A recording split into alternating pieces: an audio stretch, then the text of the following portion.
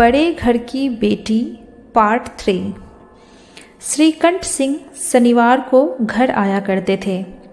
बृहस्पति को यह घटना हुई थी। 2 दिन तक आनंदी कोप भवन में रही, ना कुछ खाया ना पिया, उसकी बाट देखती रही। अंत में शनिवार को वह नियमानुकूल संध्या समय पर घर आए और बाहर बैठकर कुछ इधर उधर की बातें, कुछ देश काल संबंधी समाचार तथा कुछ नए मुकदमों आदि की चर्चा करने लगे। यह वार्तालाप 10 बजे रात तक होता रहा। गांव के भद्र पुरुषों को इन बातों में ऐसा आनंद मिलता था कि खाने पीने की भी सुधि न रहती थी। श्रीकंठ को पिंड छुड़ाना मुश्किल हो जाता था। ये 2-3 घंटे आनंदी ने बड़े कष्ट से काटे। किसी तरह भोजन का समय आया, पंचायत उठी। एकांत हुआ तो लाल बिहारी ने कहा, भैया आप जरा भाभी को समझा दीजिएगा कि मुंह संभाल कर बात किया करे, नहीं तो एक दिन अनर्थ हो जाएगा। बेनी माधव सिंह ने बेटे की ओर साक्षी दी। हाँ, बहू बेटियों का यह स्वभाव अच्छा नहीं कि मर्दों के मुंह लगे। लाल बिहारी अब बड़े घर की बेटी है तो हम भी कोई कुर्मी कहार नहीं हैं। श्रीकंठ ने चिंतित स्वर से पूछा, आखिर बात क्या हुई? लाल बिहारी ने कहा, कुछ भी नहीं, यूं ही आप उलझ पड़ी। मैके के सामने हम लोगों को कुछ समझती ही नहीं। श्रीकंठ खा पीकर आनंदी के पास गए। वह भरी बैठी थी। वह हजरत भी कुछ तीखे थे। आनंदी ने पूछा, चित्त तो प्रसन्न है? श्रीकंठ बोले, बहुत प्रसन्न है, पर तुमने आजकल घर में यह क्या उपद्रव मचा रखा है? आनंदी की तेवड़ियों पर बल पड़ गए। झुंझलाहट के मारे बदन में ज्वाला सी दहक उठी। बोली, जिसने तुमसे यह आग लगाई है उसे पाऊं मुंह झुलस दूं। श्रीकंठ, इतनी गर्मी क्यों होती हो? बात तो कहो। आनंदी, क्या कहूँ, यह मेरे भाग्य का फेर है, नहीं तो गंवार छोकरा जिसको चपरासी गिरी करने का भी शऊर नहीं, मुझे खराऊ से मारकर यो ना करता। श्रीकंठ, सब साफ साफ कहो तो मालूम हो, मुझे तो कुछ पता नहीं। आनंदी, परसों तुम्हारे लाडले भाई ने मुझसे मांस पकाने को कहा। घी हांडी में पाव भर से अधिक ना थी, वह सब मैंने मांस में डाल दिया। जब खाने बैठा तो कहने लगा, दाल में घी क्यों नहीं है? बस इसी पर मेरे मैके को बुरा भला कहने लगा। मुझसे न रहा गया। मैंने कहा, वहाँ इतना घी तो नाई कहार खा जाते हैं और किसी को जान भी नहीं पड़ता। बस इतनी सी बात पर अन्यायी ने मुझ पर खड़ाऊं फेंक मारी। यदि हाथ से ना रोक लूं तो सिर फट जाए। उसी से पूछो मैंने जो कुछ कहा है वह सच है या झूठ। श्रीकंठ की आंखें लाल हो गई। बोले, यहाँ तक हो गया इस छोकरे का यह साहस? आनंदी स्त्रियों के स्वभाव अनुसार रोने लगी, क्योंकि आंसू उनकी पलकों पर रहते हैं। श्रीकंठ बड़े धैर्यवान और शांति पुरुष थे। उन्हें कदाचित ही कभी क्रोध आता था। स्त्रियों के आंसू पुरुष की क्रोधाग्नि भड़काने में तेल का काम देते हैं। रात भर करवटें बदलते रहे। उद्दीनता के कारण पलक तक न झपकी। प्रातःकाल अपने बाप के पास जाकर बोले, दादा अब इस घर में मेरा निवाह न होगा। इस तरह की विद्रोहपूर्ण बातें कहने पर श्रीकंठ ने कितनी ही बार अपने कई मित्रों को आड़े हाथों लिया था, परंतु दुर्भाग्य आज उन्हें स्वयं वे बातें अपने मुंह से कहनी पड़ी। दूसरों को उपदेश देना भी कितना सहज है। बेनी माधव सिंह घबरा उठे और बोले, क्यों? श्रीकंठ, इसलिए कि मुझे भी अपनी मान प्रतिष्ठा का कुछ विचार है। आपके घर में अब अन्याय और हठ का प्रकोप हो रहा है। जिनको बड़ों का आदर सम्मान करना चाहिए वे उनके सिर चढ़ते हैं। मैं दूसरे का नौकर ठहरा घर पर रहता नहीं। यहाँ मेरे पीछे स्त्रियों पर खड़ाऊं और जूतों की बौछारें होती है।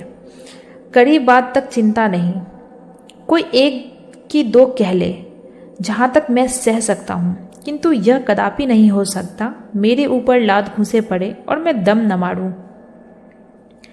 बेनी माधव सिंह कुछ जवाब न दे सके। श्रीकंठ सदैव उनका आदर करते थे। उनके ऐसे तेवर देखकर बूढ़ा ठाकुर अवाक रह गया। केवल इतना ही बोला, बेटा तुम बुद्धिमान होकर ऐसी बातें करते हो। स्त्रियां इस घर का नाश कर देती हैं, उनको बहुत सिर चढ़ाना अच्छा नहीं। श्रीकंठ, इतना मैं जानता हूँ, आपके आशीर्वाद से ऐसा मूर्ख नहीं हूँ। आप स्वयं जानते हैं कि मेरे ही समझाने से इसी गांव में कई घर संभल गए, पर जिस स्त्री की मान प्रतिष्ठा का ईश्वर के दरबार में उत्तरदाता हूँ, उसके प्रति ऐसा घोर अन्याय और पशुवत व्यवहार मुझसे असह्य है। आप सच मानिए, मेरे लिए यही कुछ कम नहीं कि लाल बिहारी को कुछ दंड नहीं देता। अब बेनी माधव सिंह भी गरमाए, ऐसी बातें और न सुन सके। बोले, लाल बिहारी तुम्हारा भाई है, उससे जब कभी भूल चूक हो उसके कान पकड़ो। लेकिन श्रीकंठ, लाल बिहारी को मैं अब अपना भाई नहीं समझता। बेनी माधव सिंह स्त्री के पीछे। श्रीकंठ, जी नहीं, उसकी क्रूरता और अविवेक के कारण। दोनों कुछ देर चुप रहे।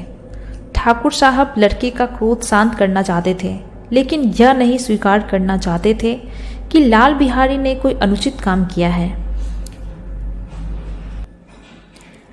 इसी बीच में गांव के और कई सज्जन हुक्मे चिल्लम के बहाने वहां आ बैठे। कई स्त्रियों ने जब यह सुना कि श्रीकंठ पत्नी के पीछे से लड़ने पर तैयार है, तो उन्हें बड़ा हर्ष हुआ। दोनों पक्षों की मधुर वाणियां सुनने के लिए उनकी आत्माएं तिल मिलाने लगी। गांव में कुछ ऐसे कुटिल मनुष्य भी थे जो इस कुल की नीतिपूर्ण गति पर मन ही मन जलते थे। वे कहा करते थे, श्रीकंठ अपने बाप से दबता है इसलिए वह दब्बू है, उसने विद्या पढ़ी इसलिए वह किताबों का कीड़ा है। बेनी माधव सिंह उसकी सलाह के बिना कोई काम नहीं करते, यह उनकी मूर्खता है। इन महानुभावों की शुभकामनाएं आज पूरी होती दिखाई दी। कोई हुक्का पीने के बहाने, कोई लगान की रसीद दिखाने आकर बैठ गया। बेनी माधव सिंह पुराने आदमी थे, इन भावों को ताड़ गए। उन्होंने निश्चय किया कि चाहे कुछ भी क्यों ना हो, इन द्रोहियों को ताली बजाने का अवसर न दूंगा। तुरंत कोमल शब्दों में बोले, बेटा मैं तुमसे बाहर नहीं हूँ, तुम्हारा जो जी चाहे करो। अब तो लड़के से अपराध हो गया। इलाहाबाद का अनुभव रहित झल्लाया हुआ ग्रेजुएट इस बात को न समझ सका। उसे डिबेटिंग्स क्लब ने अपनी बात पर अड़ने की आदत थी। इन हथकंडों की उसे क्या खबर। बाप ने जिस मतलब से बात पलटी थी वह उसकी समझ में न आया। बोला, लाल बिहारी के साथ अब इस घर में नहीं रह सकता। बेनी माधव बोला, बेटा बुद्धिमान लोग मूर्खों की बात पर ध्यान नहीं देते। वह बेसमझ लड़का है, उससे जो कुछ भूल हुई उसे तुम बड़े होकर क्षमा कर दो। श्रीकंठ, उसकी इस दुष्टता को मैं कदापि नहीं सह सकता। या तो वही घर में रहेगा या मैं ही। आपको यदि वह अधिक प्यारा है तो मुझे विदा कीजिए, मैं अपना भार आप संभाल लूँगा। यदि मुझे रखना चाहते हैं तो उससे कहिए जहाँ चाहे चला जाए, बस यह मेरी अंतिम निश्चय है। लाल बिहारी सिंह दरवाजे की चौखट पर चुपचाप खड़ा बड़े भाई की बातें सुन रहा था। वह उनका बहुत आदर करता था। उसे कभी इतना साहस न हुआ था कि श्रीकंठ के सामने चारपाई पर बैठ जाए, हुक्का पी ले या पान खा ले। बाप का भी वह इतना मान न करता था। श्रीकंठ का भी उस पर हार्दिक स्नेह था। अपने होश में उन्होंने कभी उसे घुड़का तक न था। जब वह इलाहाबाद से आते तो उसके लिए कोई ना कोई वस्तु अवश्य लाते। मुकद्दर की जोड़ी उन्होंने ही बनवा दी थी। पिछले साल जब उन्हें अपने से ढ्योढ़े जवान की नागपंचमी के दिन जंगल में पछाड़ दिया तो उन्होंने पुलकित होकर अखाड़े में ही जाकर उसे गले लगा लिया था। 5 रुपए के पैसे लुटाए थे। ऐसे भाई के मुंह से आज ऐसी हृदय विदारक बात सुनकर लाल बिहार को बड़ी ग्लानि हुई। वह फूट फूट कर रोने लगा। इसमें संदेह नहीं कि अपने किए पर पछता रहा था।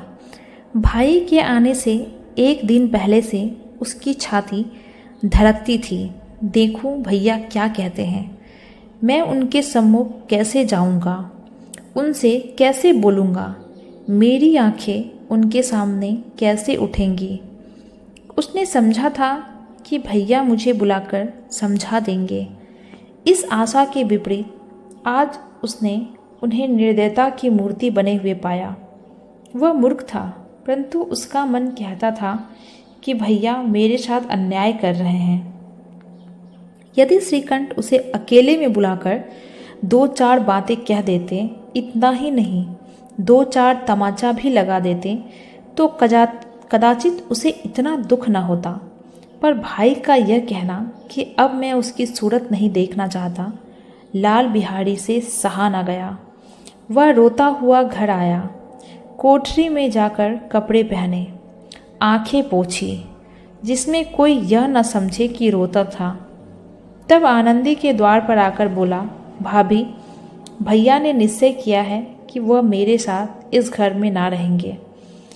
अब वह मेरा मुंह देखना नहीं चाहते, इसलिए अब मैं जाता हूँ। उन्हें फिर मुंह ना दिखाऊंगा। मुझसे जो अपराध हुआ उसे क्षमा करना। यह कहते कहते लाल बिहारी का गला भर आया।